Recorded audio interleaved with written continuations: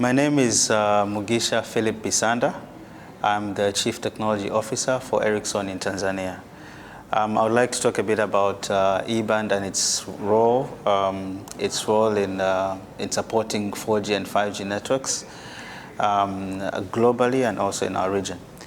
What we see first of all is the trends for 5G in our latest Ericsson Mobility Report, that there is an exponential growth in 4G and 5G networks across the globe. Our analysts predict that by the year 2029, we'll have over 5.3 billion mobile subscriptions on 5G, which will be contributing to 60% of all subscriptions. And what we're seeing is that as 4G and 5G networks are growing, there's a decline in 2G and 3G networks. And this is also driving new requirements or new capacity needs in the networks and for CSPs. One of them being is how do we backhaul this, all this traffic on 5G and 4G networks?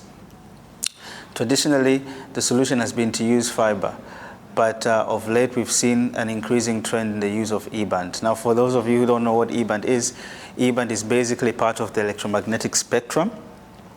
It's a piece of a spectrum sitting between 60 and 90 megahertz.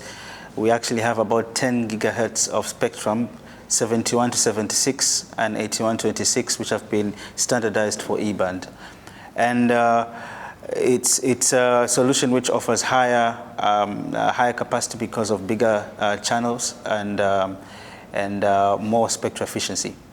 So trends are showing that E-band is growing in the network, in the CSP networks. E-band is growing between now and 2029. We are forecasting that half of the networks will be using E-band and fiber. 50% of the networks will be backhauled on fiber and 50% of networks will be backhauled on E-band.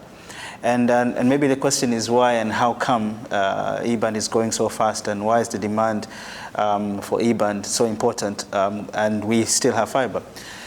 The reasons, there are actually a couple of reasons. I'll just mention maybe one or two, which are key reasons why E-band is growing in terms of popularity. The first thing is E-band offers a faster time to market. It's easier to deploy. With fiber, we understand traditionally that with fiber networks, you need to find right-of-ways from the government. You need to dig, you need to do some construction. There's a lot of civil work involved. But also analysts have shown that E-band offers a better TCO, total cost of ownership, compared to fiber, especially over longer hops. So E-band itself has been designed for, to provide higher capacity with shorter hop lengths, but when you use E-band and you combine it with other bands in what we call multi-band boosting, you find that E-band can reach larger distances at a cheaper cost because it has a flat TCO compared to fiber. But another thing is with increasing modulation schemes, E-band is offering more efficiency in terms of energy, and sustainability is now a very important topic in the market. So E-band is growing in prominence because of those reasons. The TCO is better compared to fiber, faster time to market, more energy efficiency. And we are seeing now CSPs are adopting E-band as a solution for backhauling the 4G and 5G networks. But they're also using it in the transmission or transport networks to provide protection and also for backhauling small cells. So when you look at a typical network, you look at a typical, let's say, environment, you have the urban, suburban, and the rural areas. E-band seems to be a very effective solution for your very dense urban area. Combined with, as I said, combined with multi-band radios, you can extend it to maybe the suburban area. But of course, we'll keep using the traditional microwave links with the lower frequencies, let's say 15 gigahertz and 18 or 13 for your rural areas, and maybe the long-haul solutions as well. So in short, I would say we expect that E-band will be a very important solution, not just globally, but even here in Africa and in other parts of the world.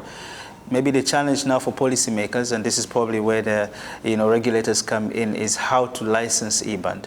At the moment, we don't see any standard licensing scheme for E-band globally. When you look at the price of E-band licenses in different markets, it's not, it's not the same. There's basically no global standard for that, and we hope that over the next couple of years, first of all, regulators will be able to standardize the licensing, but even to come with cost-effective licenses for the E-band spectrum, so that they can accelerate the adoption of E-band to support the backhauling of 4G and 5G networks.